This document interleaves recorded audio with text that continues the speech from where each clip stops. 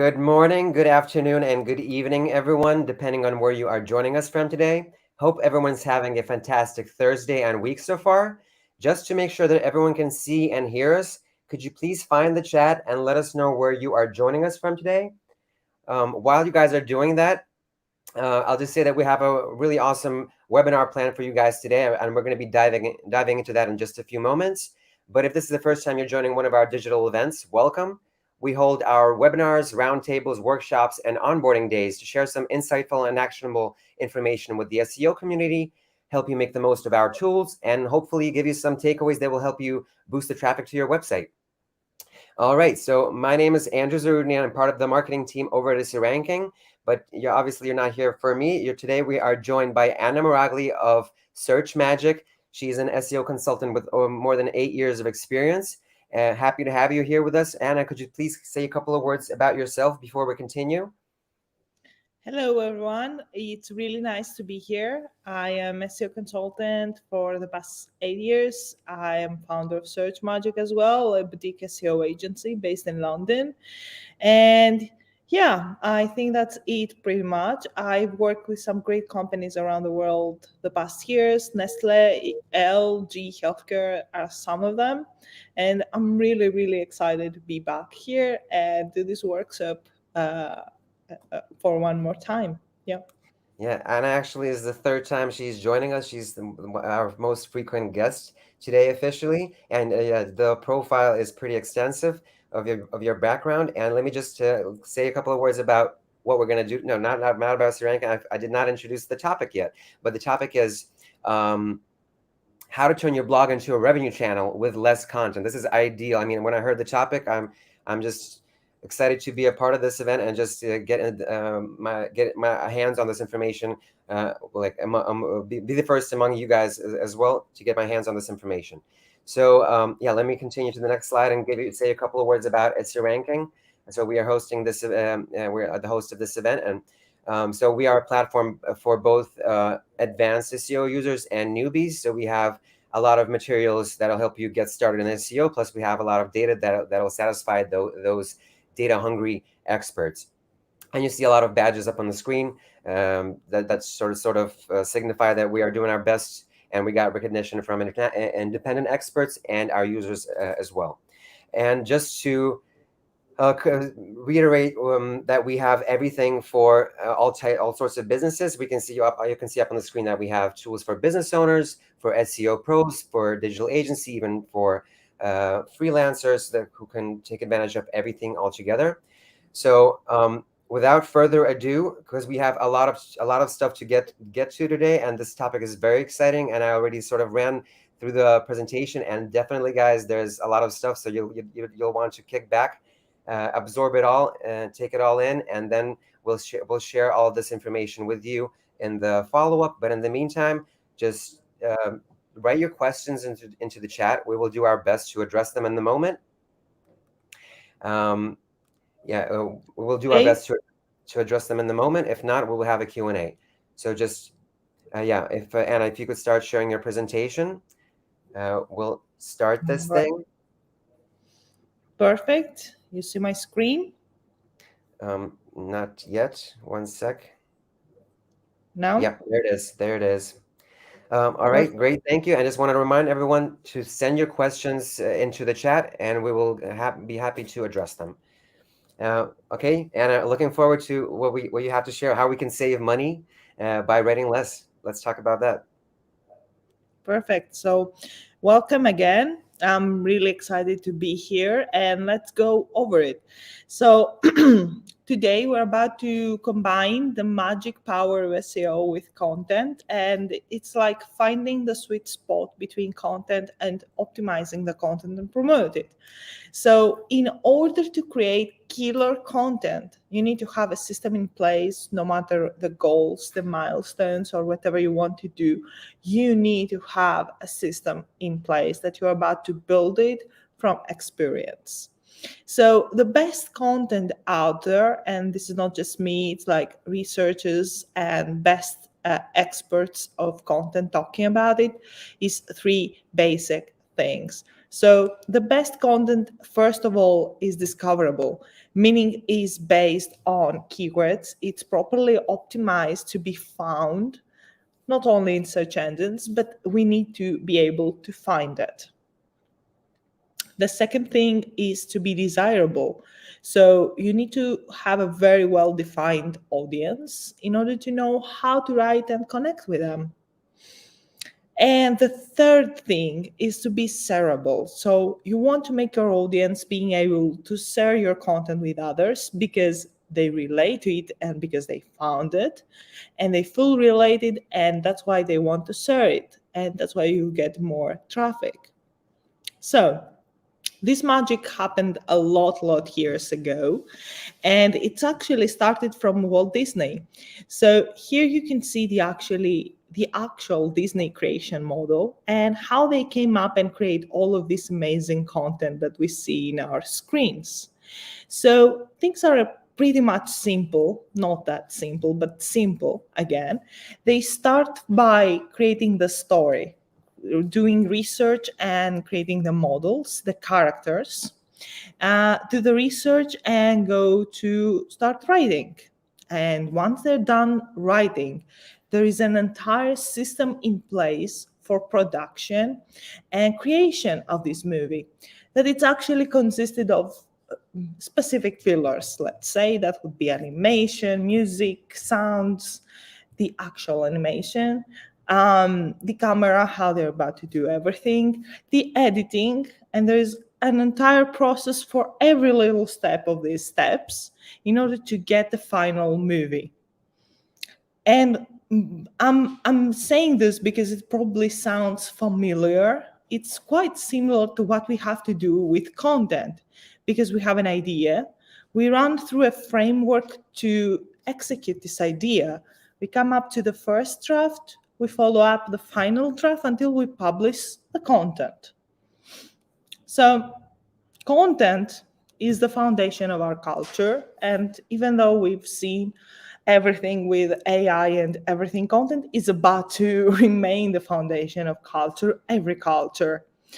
But you probably seeing these movies right now, and you'll be like, oh, I haven't remembered this one, or oh, I have a lot of time to see this one, because there is a reason no one remembers the most old Disney movies. There's a really big reason behind it, because no one see them anymore and they didn't get, let's say, the full promotion they needed. And also, it's not like coincidence that the most important companies out there having a really big SEO history, they try to introduce a content removing, let's say, delete old content and remove your old content from your website. And simply because the old content, it's not relevant anymore with your audience. Plus, it takes place from the keywords that we actually want to rank. So the point is that you actually need less content, not more, many people think. We need less content and make it more relatable to our audience. That's the goal. So we need three pillars. We need to execute a framework of three pillars to make sure we have created a killer content piece. So that would be the content, the actual content process, the technical process that most people forget because it's technical, who cares about it?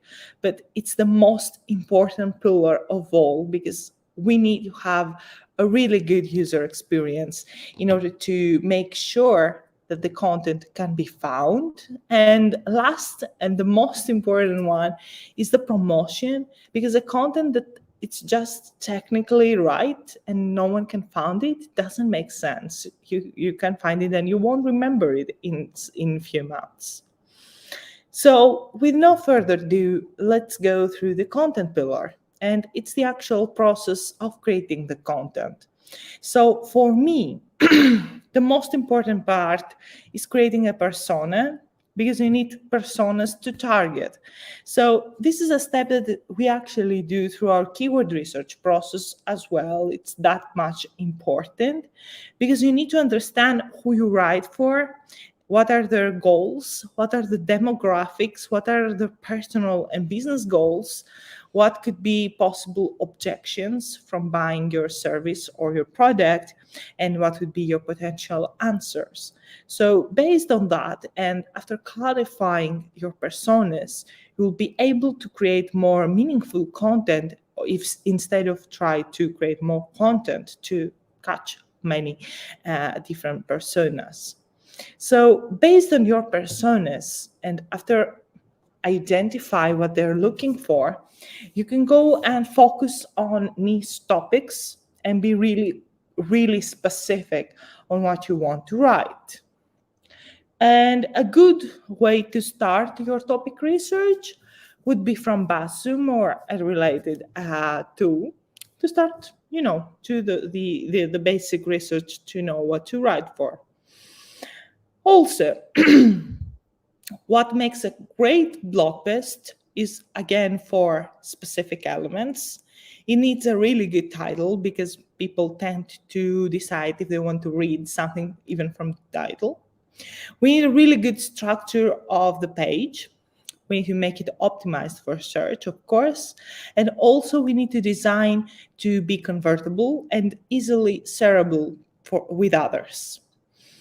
So there are some specific formulas to write killer post titles, and I'm not a copywriter though, so I'm just going to share some experimental titles that worked for me well so far. And that would be the list-based post, an illustrated guide, the how-to post, a case study, getting advantage of a news, something that's happening at this moment, the audience polarizer, and we're about to analyze that more, and the echo bait. So also these are some of titled examples that we've seen that working well, and they are based on these models. So for example, it could be what hip hop taught me about money, or automate your savings. Here is an illustrated guide. And moving forward, there are many key title ideas that you can try. My tip here at this point is, and it's something that it's helping me because again, I'm not a copywriter, I'm not good at this. It's to write at least 10 to 15 variations of a title before I be like, okay, this is the one. And of course, I need to add my keyword on it, but that's a later discussion. So the content needs to be high quality because we write for humans, and that's a really important note, not for search engines. It also needs to be updated regularly because spiders and Googlebot, they're not going to crawl it once and be like, okay, we're done here. They're about to recrawl it many times, and we want to be relevant. Also, we need to include the most appropriate keywords in order people find it because they look for this keyword. And also we need to make sure the content format is appropriate. For me, that could be according to your audience to find if it's list, statistics, or maybe humor posts. And up next is how you decide the content format, because the casual blog post is fine and the casual article as well. But at the same time, we need any other kind of content formats that will help and will make sense. So my advice here is do not choose only one content format, because even if you got the right keyword and write everything, you need to engage with your users. And that's really important part of the process. So here are, let's say, some of the top performing content formats you can follow and see. So how to guides and make sense. I mean, it's the most popular one. Ridiculously long lists, and I have an example here you can visit later, like really big lists, including everything possible you can. Some experts interviews, so instead of just trying to figure out what content to create, You can organize some actually interviews related to your audience, and let's say take advantage of the interviewer authority, so you can make an interview from an expert and take advantage of the audience because they were going to research the interview and everything. The case studies, and again, I have an example here. The bigger the title, the better the title, and the better the case study, the better the traffic you will get, of course. Then we have templates and examples, and this is my personal favorite because you don't just analyze the information, you actually give something valuable to your audience. So you can do the full analysis and then provide something valuable. At the same time, you can get their email that way in order to get the deliverable or anything. Interactive content, and that also working great. You can do any tricks and tips according to your content, and for example, add a quiz during the blog post or make the full article a quiz. That would be great.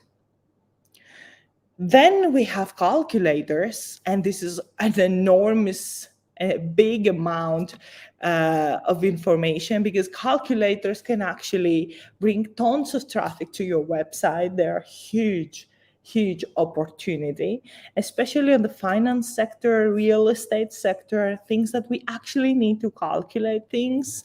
Creating a calculator for our own content could be actually a great source of traffic. And it's also really easy to share with others. Oh, I found this that I can calculate how it will cost to renovate my home. Perfect. Let's share it with my friend Clara, who is also renovating something. And this is how it goes. Then we have resources pages. They're also really great. And they could be a really good source for link building and getting links. Because, for example, I've built the best resource page in order to learn SEO. Great. Let's share it with others. Or I create a full resource page how to lose weight. Okay, let's get links about it.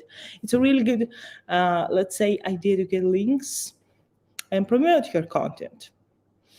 Infographics also, really, the power here is the image and how you will translate your words into images. But that's why we have designers. We can do really great things. They can do really great things and combine the magic of content and the magic of design. Also really good source for links.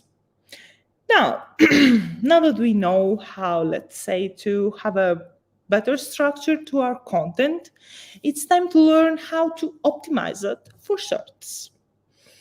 And of course, the first part is to find a keyword because we need a main keyword for every blog post that we write. And every time we do that. So the first most important idea is to go over to SERPs and find out what is actually out there. So, for example, if I want to write an article about propagating plants or create a video about propagating plants, the next thing I need to do is go propagating search on YouTube because I will get all the relevant keywords being trended right now. And if I was doing that for Google, I could do the exact same thing. So, for example, propagating lavender from cuttings, that seems not a really important topic, but for someone doing gardening, it is. And this keyword is actually gold because in YouTube it gets 400,000 views in this video for this exactly keyword. So that would be a good opportunity for content. Also, you can use a free tool like answerthepublic.com, add the sort keyword in order to get more keyword ideas. That makes sense. And of course, the next thing is to check the statistics of a keyword with a tool that would be SE ranking, for example, and getting all the information about the keyword is what is going to help you decide what keyword to go after. So My advice at this point would be not to choose keywords based on search volume only. There are many other factors here that play a significant role. So that would be some of them. So in order to choose a keyword, definitely you're going to see search volume, but there are many other things to check as well. That would be the difficulty of a keyword, which is a really good metric, the type of content that it's needed to write. Are there backlinks to the first 10 results, and how many? Because you will probably get to the point that you will need to build these backlinks too. What is the competition of the keyword? For example, if I compete government sites, that would be a terrible idea for a keyword. And also search intent. Is this actually an informational keyword serving information to people? Or maybe it's something else that it can be ranked with content. You need to find out. Also, my favorite, let's say, favorite thing to do once I decide the keyword is to reverse engineer the search engine results and find out the actual content. So, for example, the best CRM is all about lists. So, if I was aiming to target best CRM keyword, I would definitely need listed content.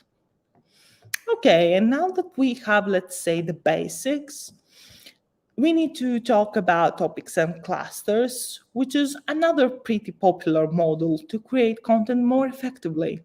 So, HubSpot is my favorite example to, let's say, explain this model. If you don't know, HubSpot is a SaaS product that actually take care of all the CRM, sales operations, and lately some agency operations as well, let's say. So their main personas and topics used to be marketing agency and sales, which makes sense.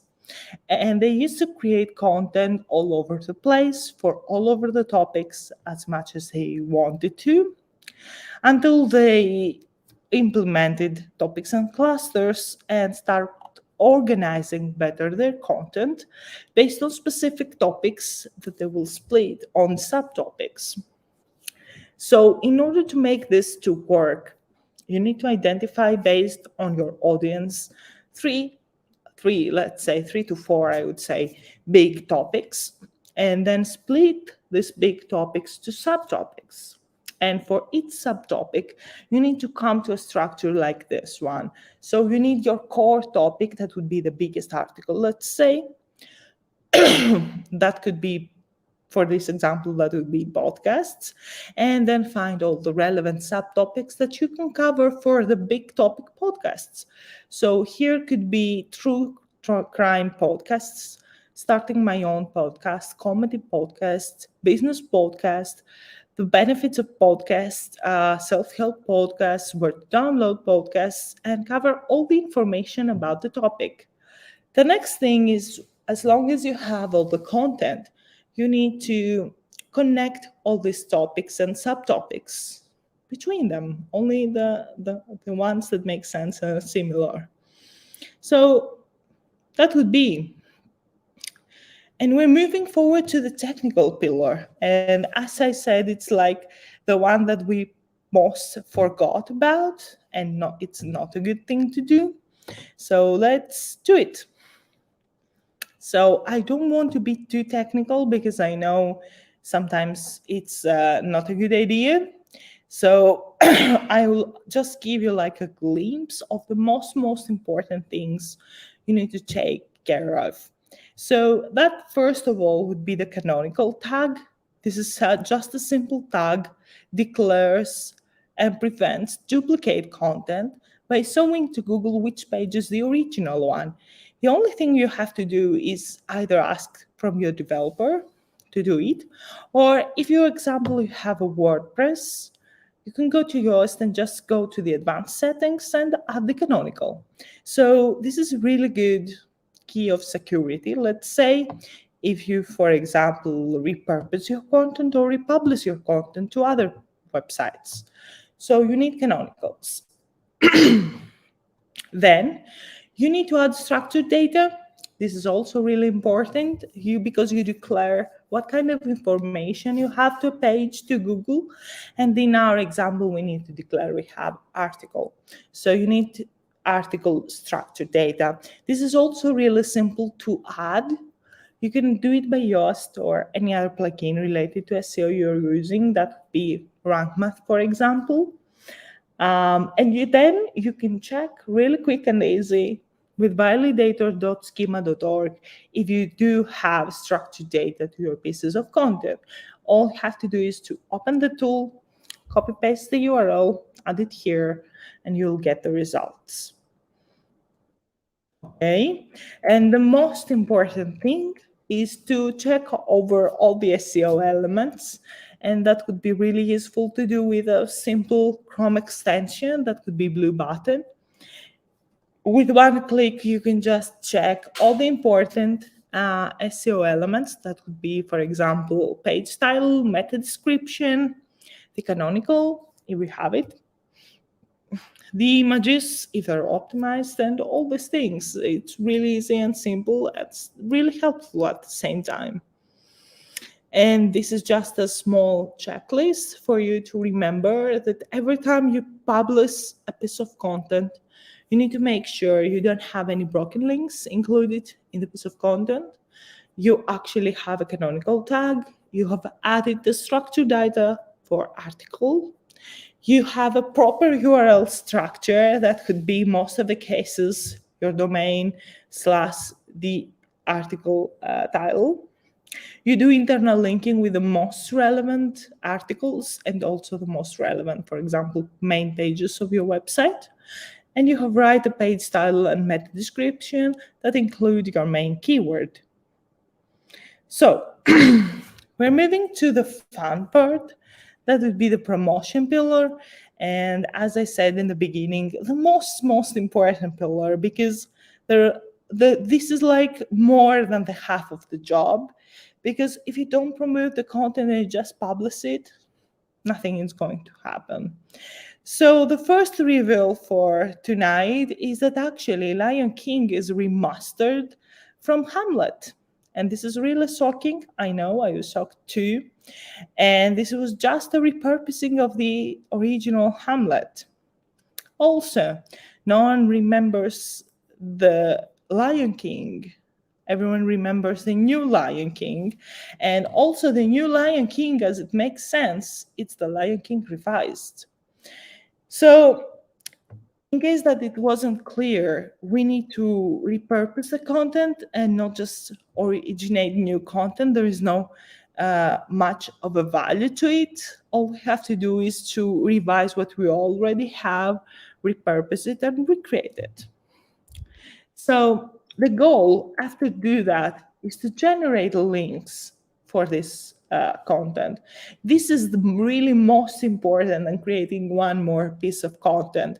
Creating links and buzz around your existing content and the content that already does well, it's much more important. So here are actually some pieces of content that actually can create a lot of backlinks out there. And I've gathered for you the content formats that generate the most backlinks themselves, and they can be really well promoted. So this is structured based on the content formats that bring the more value. The first one would be the tool. That could be a calculator, as we've seen in the beginning of the session. That could be definitions or vocabulary for something. Statistics is really powerful. Research findings, collections, guides, reports to some niches are really important. How-tos and guides, as we've said, and news. And yeah, this is the most linkable content formats, in fact, that happened in the MarTech industry the past 2 years. So again, tool, definition, stats, and research would be the 4 top formats to get more backlinks. And that would be actually the distribution model from Disney again. Here we go again with Disney. I love this example. Apart from the first thing that we've seen, the first framework or of how they create the content and then produce the content and have a very specific framework to do that, they also have a really big framework in order to distribute the content and make sure it's visible to everyone, everywhere in the world. So the actual mix of doing this is Reshare, Repost, Remix. And Reshare is actually resharing your content with other people to other channels and other social media platforms, for example. Repost also to relevant communities or news sites or forums that make sense for you to be there, and remix by doing partnerships with other relevant publishers, influencers, people in the industry to recreate your content. And also, of course, you need let's say, a spreadsheet to organize these pieces of content and make sure the promotion is in place. So for a specific piece of content, for example, you need to do Twitter posts, Facebook posts, LinkedIn posts, Instagram posts, Instagram story, Pinterest pin, and then do the outreach to promote this piece of content. So there are a lot of steps after creating the piece of content.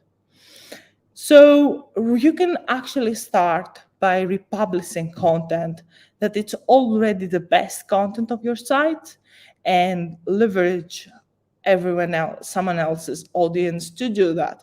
So that could be by reshare your content to relevant communities, and that could also be by taking advantage of others' authority. So once you publish your content and make a post on LinkedIn or on Instagram, you can mention, let's say, the top creators of your industry and say, hey, what you think of it, or what's your opinion about it. You can also create reviews content for other services or products. You can do roundups. So that means you gather the most influential people for a specific topic and you discuss about it, and also interviews. That would be some good ways to get someone else's audience in a good way, of course. So you need to remember there are two important steps here: repurposing and distributing. So you can, example, get a post from your LinkedIn and make some slides from it and share it to SlideShare. You can also get a video and make it a SlideShare, or get a post and transform it into an infographic. There are a lot of ways. And after this is done, you need to distribute this piece of content, because just publish it to one media, it's not enough.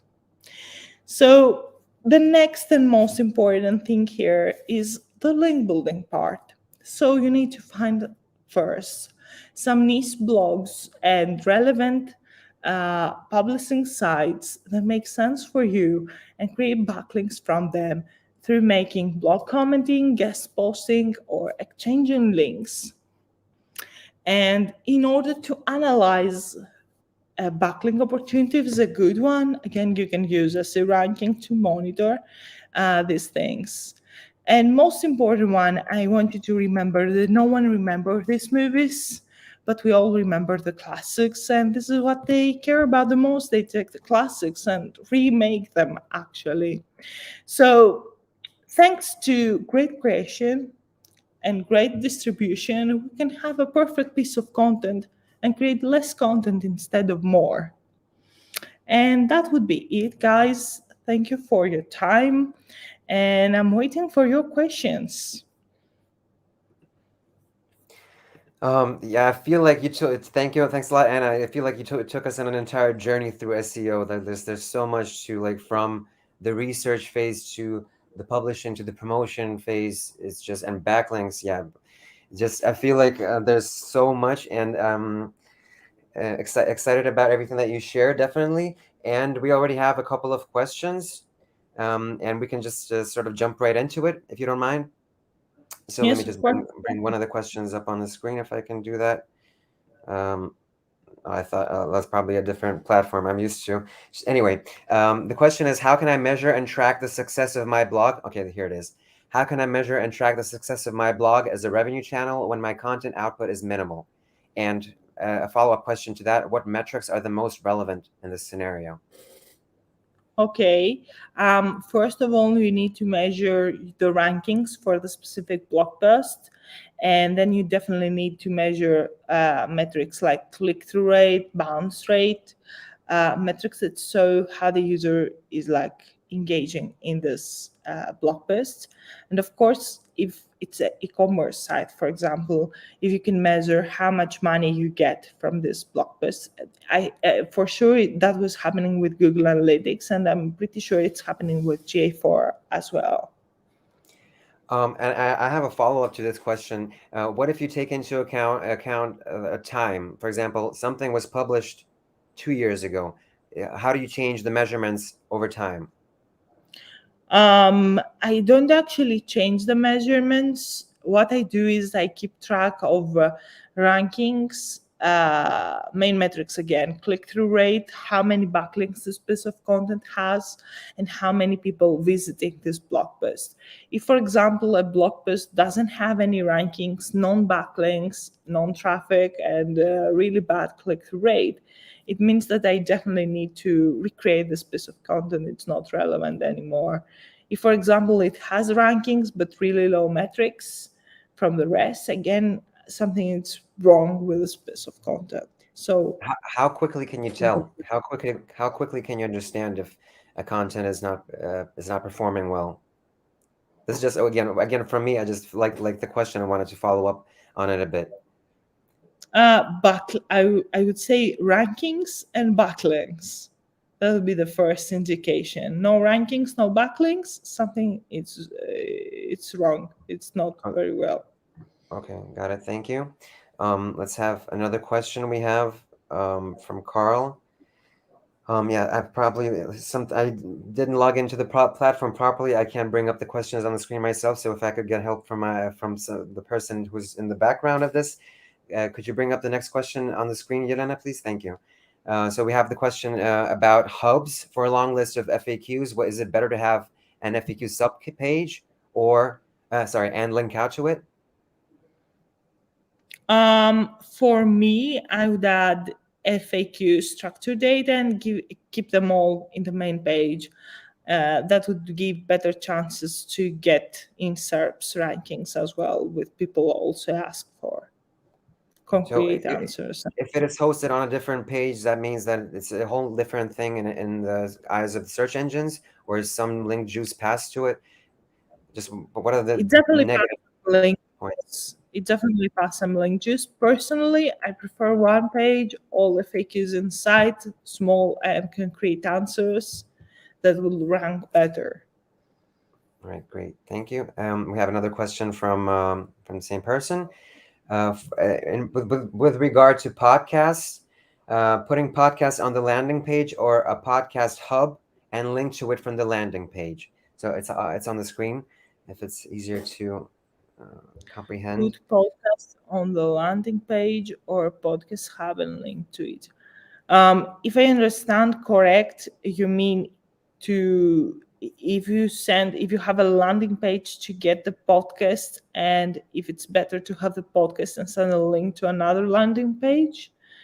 I'm not sure if this is the question, but in this case, this is the same because we either give links to your podcast page or your podcast page give a backlink to your website. Giving a backlink to your website is definitely a better option. But again, it depends. The podcast example, though, it was about to better understand how you can get the main keyword and create like a pillar around it that gets subtopics. All right, thank you. Yeah, if Carly, if you have a follow-up, please ask it. We have another question from Diana. Could you discuss in detail how long-tail keywords can benefit my blog's SEO, especially when I have a limited content output?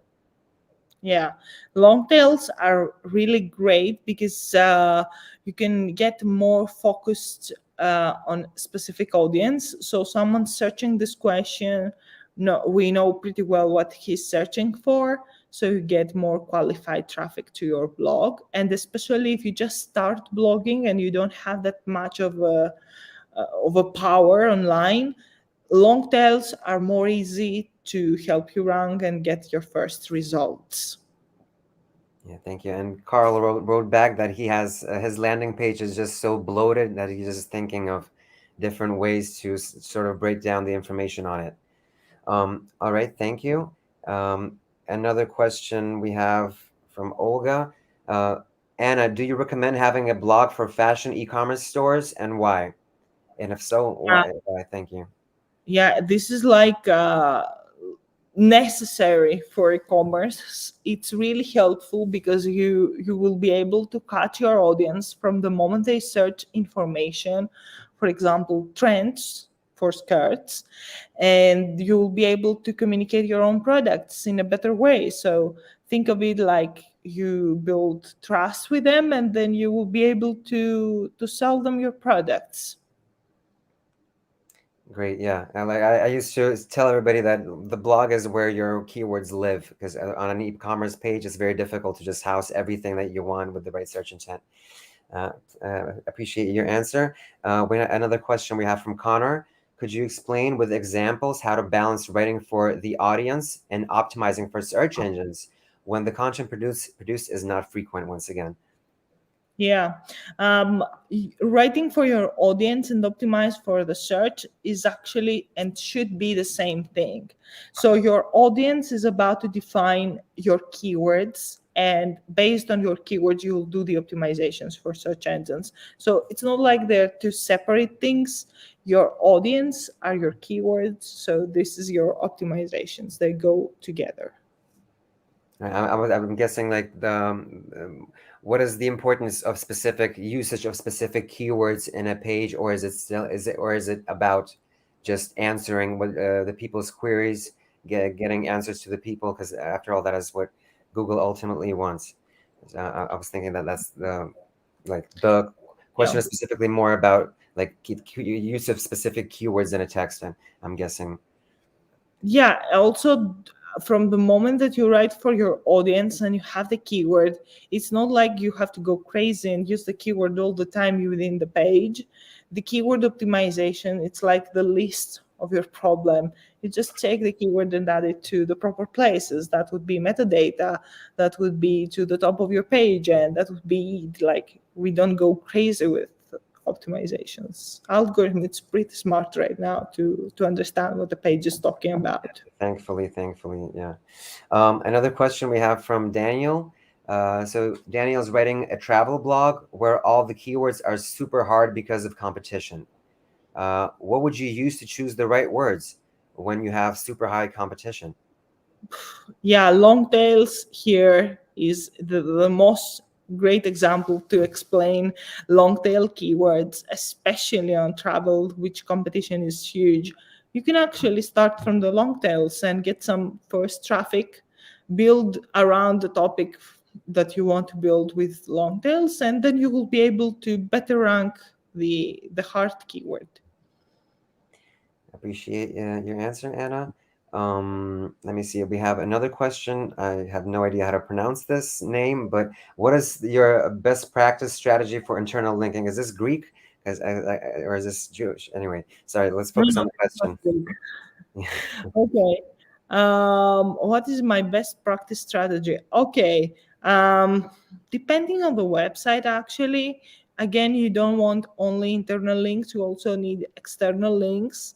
It's always depending on the word count, because, for example, if you have a page of 1,000 keywords, of 1,000 words, you don't want to go over with 100 links, for example. You will go with 10 links or 8 links. So, for example, what I do is to try to target similar articles between them. If, for example, we're talking about an e-commerce, and then from these same articles, send back links to the most relevant category pages and product pages. Also, for example, in product pages, it's really helping to have similar products and do this for internal linking, and also internal links in the descriptions, both products and category pages. And then it depends on the website. I think there are many practices of internal linking. Yeah, and the follow-up question from this person is, what do you mean by having rankings on the top 10, uh, on the top 20 positions? What do Yeah, this is just the follow-up that, yeah, so if it doesn't make sense, then maybe you didn't say this, but that's the follow-up question we got from Erez. I Yeah, think that's if he can make a follow-up question. What I think, if you mean about the SERPs, I was meant that you need to study the 10 first results for the keyword that you want to target. So, for example, if you want to target best CRM keyword as a keyword, you need to go over Google, see the 10 first results, study these 10 first websites. Why the 10? Because they're more stable rankings, let's say. Second page and moving forward, really easy to change the rankings and see what are the strategies, what they do to be in the top 10 results. If this is not your question, please do a follow-up. appreciate it. We have a question from Eileen. It's a two-part question because one is a statement and the other one is a question. So currently, my website does not feature a large number of blog posts. In order to enhance the website's relevancy for my target keywords, I'm contemplating the creation of numerous glossary pages. And the question would be, would this strategy serve to augment the website's relevancy? Would it be beneficial? Yeah, glossary pages would be great, but you can also try to better connect the existing content, do better internal linking, and see if they have let's say similarities that could better help on internal linking. You can also go over long tail keywords. They're going to help a lot. All right, and we have the next question is sort of basically so it doesn't oppose the idea of the entire webinar, but sort of is asking, why do you discourage the quantitative approach when concerning the number of blog pages? So the question from Alfonso. Okay, so I don't exactly discourage it. I have clients that they write, for example, 30 blog posts per month. I'm just saying that sometimes quality is better than quantity because most of the companies have limited amount and limited resources for content creation, and sometimes it makes more sense to gather all the information and create a big article of 2,000 words instead of creating 5 small articles of 500 words that, I don't know, you create one now and one after 2 months. It makes sense to create one bigger one. So I'm fan of quality over quantity, and I've seen it worked better than the other model. But of course, the other model works well if you have the content resources to go for it. Thank you. The next question we have from Mark De Rosas. Have you also done blogging for e-commerce store businesses? If yes, could blogging be contributing for e-commerce businesses? If so, if yes, how? I know we touched a bit on this, but like we have a more specific question about e-commerce and blogging. So e-commerce, blogging on e-commerce, not just helping, it's like the cornerstone for e-commerce SEO. Again, it's really helpful because you can make people trust you for a problem they have and then go over and upsell your products. So for example, if you have, let's say, medical products, you can start by addressing the problem. Oh, I have a back pain. So you can first solve the problem about back pain and then be able to sell your product. So they do a lot of good on e-commerce, any type of e-commerce, I would safely say. Thank you, thank you. We have another question from your namesake, Anne. When performing a content audit, what specific metrics should I focus on? And how can these metrics guide me in repurposing or updating existing content for better monetization? Right on the money Yeah. question. Yeah, the money question. Okay. So again, it's the main metrics: rankings, backlinks, click-through rate, sessions. If I should choose only this four, that would be it. All right, great. If Yeah, one numbers person. are low, we need to recreate this piece of content for sure. Okay. Yeah, we have another question is from again from Mark, and is asking if you want to promote something specific, because maybe people are excited to learn about what services you offer, how you can help them. So if you have anything, that would be a great opportunity. And I don't have. I am instructor in some courses, but I don't have created my course yet. But I would be glad to connect on LinkedIn and have many SEO discussions. great. And from what I'm seeing, this is the last question that we have come in so far. Yeah, let's bring it up and discuss it. So, how important is the fresh content and the evergreen content at this day in order to improve search rankings?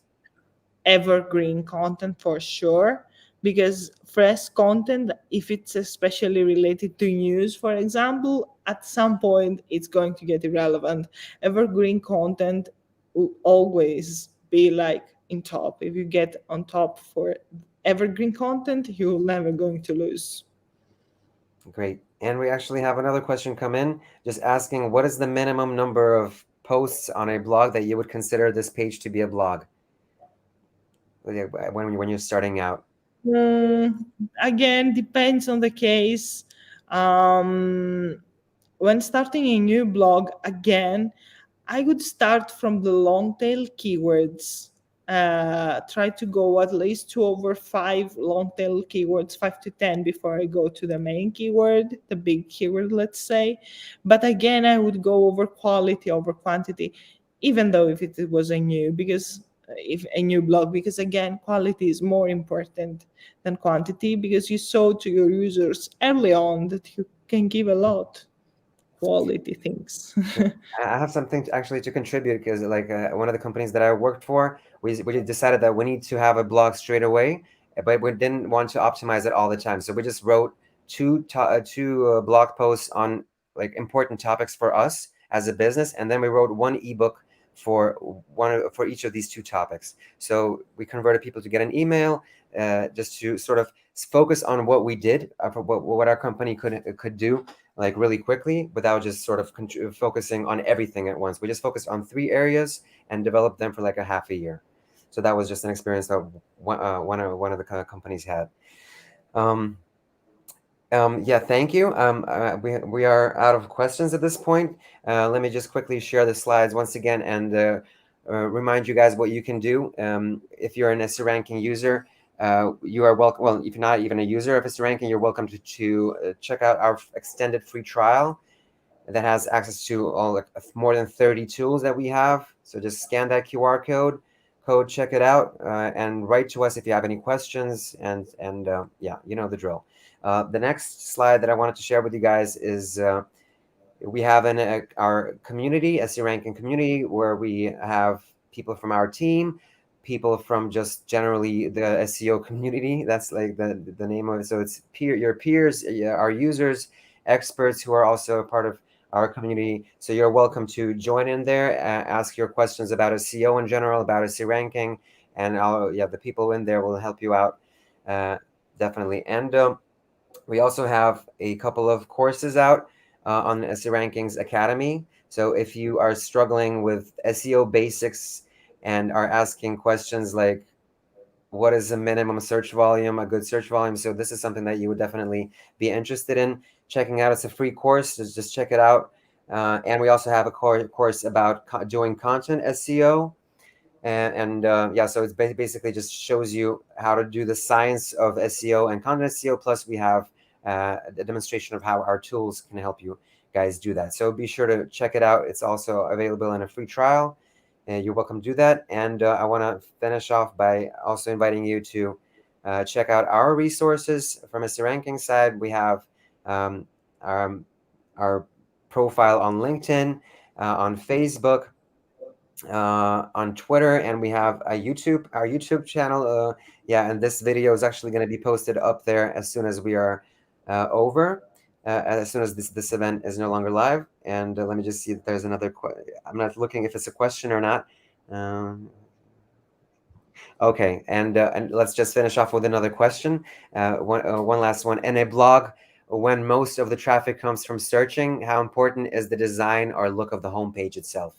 So let's just talk about the Say design because you've. I'm sorry. So design is equally important with all the other metrics because you also need a great user experience. If your blog post is like terrible, it's not Yeah, going I to got the work feeling well. that you covered Design, basically the everything except design. You did not talk about design in this webinar, but everything else you covered. So yeah, yeah, just joking around. But yeah, I'm thanks a not lot. the design. So. Yeah, no, I was not expecting you to cover everything. Like, and you did not say it depends. Well, only once. So that's really Let's good. add it to Uh, the technical, okay? The technical yeah, part. yeah,